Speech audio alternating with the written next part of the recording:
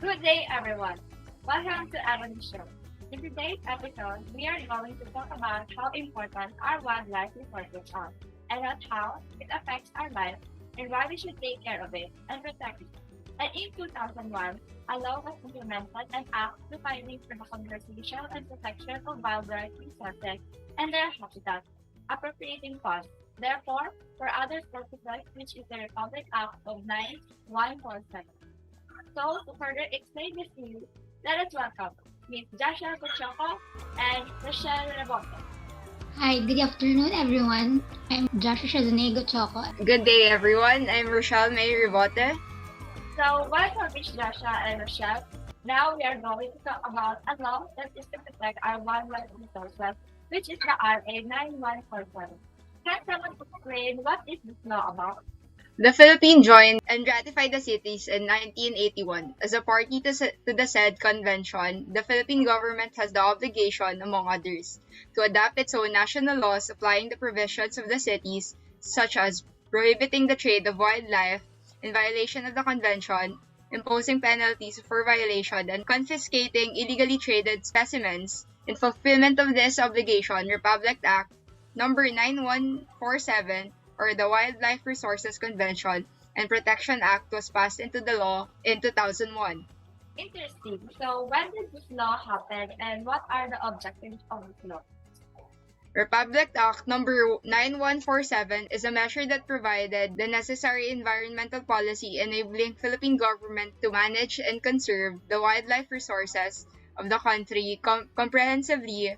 Republic Act 9147 included a list of illegal acts that are considered detrimental to wildlife with corresponding penalties such as imprisonment or fines or both that are intended to serve as deterrent for violative act against wildlife and their habitats.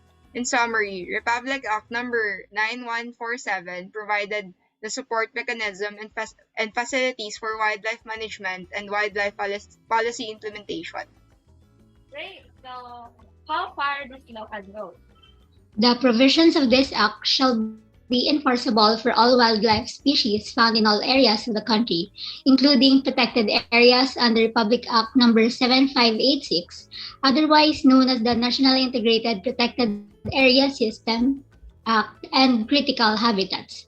This act shall also apply exotic species which are subject to trade, are cultured, maintained, and are bred in captivity or propagated in the country. So, talking about exotic species, can you give one and what is the reason why they need to be protected? One of the exotic species that we have here in the Philippines is the red-vented cockatoo.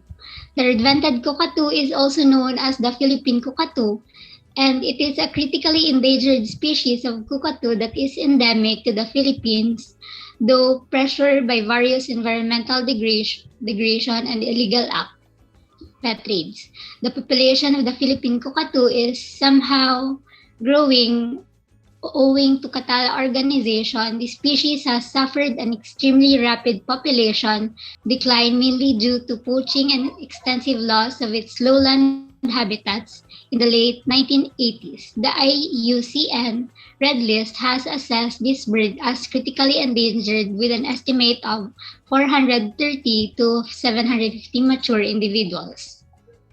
The exotic habitats must be protected since ecology is essential for human existence. Plants and animals are the foundation of healthy ecosystem. When a species become endangered, it is a sign that the ecosystem is deteriorating. Every species that ceases to exist leads to extinction of other species in its environment. Healthy ecosystems are necessary for humans to maintain a clean environment. We won't have clean air, water, or land without healthy forests, grassland, rivers, ocean, and other ecosystems. The conservation of endangered species and restoring balance to the world ecosystem is vital for humans too. That's why when you contribute to the conservation of efforts of endangered species, you are also contributing towards human well-being. Great. So, what are the things that we can do and not to do under this law? So here are the few things we could do according to the law. Collection of wildlife. may be allowed in accordance with Section 6 of this Act, provided that in the collection of wildlife, appropriate and acceptable wildlife collection techniques with least or no detrimental effects to the existing wildlife population and their habitat shall likewise be required. Local transport of wildlife, byproducts, and derivatives collected or possessed through any other means shall be authorized unless the same prejudicial to the wildlife and public health. Scientific research on wildlife, collection and utilization of biological sources for scientific research and not for commercial purposes shall be allowed upon execution of an undertaking agreement with an insurance of gratuitous permit by the secretary or authorized representative. Introduction of exotic wildlife. No exotic species shall be introduced into the country unless a clearance from the secretary or the authorized representative is first obtained. In cases where introduction is allowed, it shall be subject to environmental impact studies, which shall focus on the bioecology and socioeconomic and related aspects of the area where the species will be introduced. The proponent shall also be required to secure the prior informed consent from the local stakeholders. Exportation and/or importation of wildlife. Wildlife species may be exported to imported from another country as may be authorized by the secretary or designated representative, subject to strict compliance with the provisions of this Act and rules and regulation promulgated. In Article 2, Protection of Threatened Species.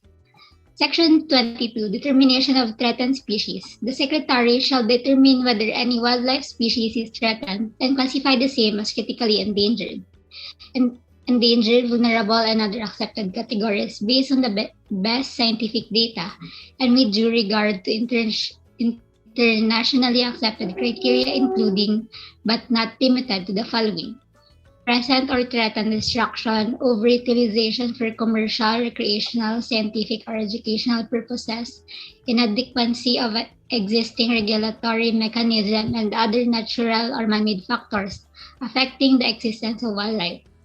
The Secretary shall review, revise, and publish the list of categorized threatened wildlife within 1 year after effectivity of this Act.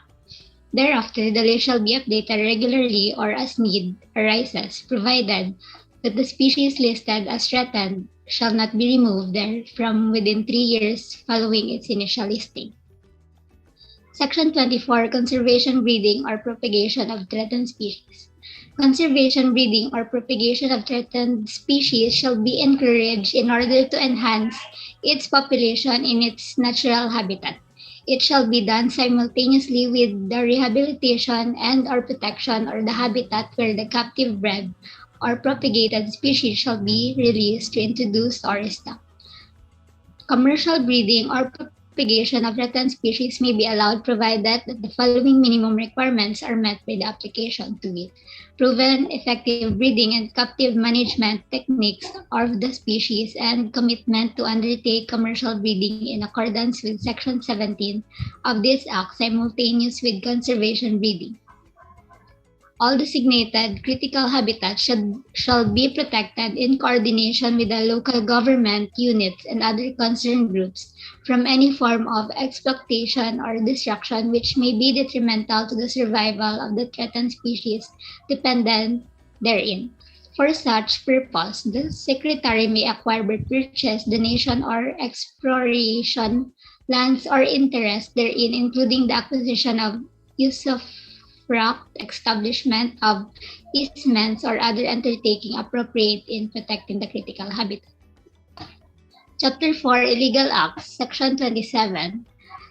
Unless otherwise allowed in accordance with this Act, it shall be unlawful for any person to willfully and knowingly exploit wildlife resources and their habitats, or undertake the following acts: killing or destroying wildlife species, trading of wildlife, collecting, hunting, or possessing wildlife by their product or derivatives, transporting of wildlife, and the likes.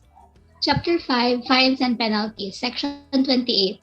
Penalties for violation of this act for any person who undertakes illegal acts under paragraph of the immediately preceding section to any species may be categorized pursuant to this act. All wildlife, its derivative or byproducts, and all paraphernalia, tools, and conveyances used in connection with violation of this act shall be ipso facto forfeited in favor of the government, provided that there are the ownership of the aforesaid conveyances belong to third person who has no participation in or knowledge of the illegal acts, or the same may be released to the said owner. The apprehending agency shall immediately cause the transfer of all the wildlife that has been seized or recovered to the nearest wildlife resource center of the department of the area.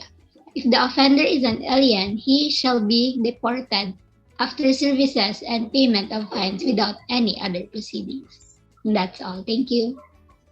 Wow, amazing. Indeed, RA 9147 is truly helpful in protecting our wildlife resources. Thanks to this law, more animals, especially exotic species, can thrive and live peacefully. No man can harm them, and our wildlife will be maintained. Thank you, Miss Jasha and Rochelle, and thank you for watching our show. Hope you learned something from this episode. Thank you, and have a good day, everyone.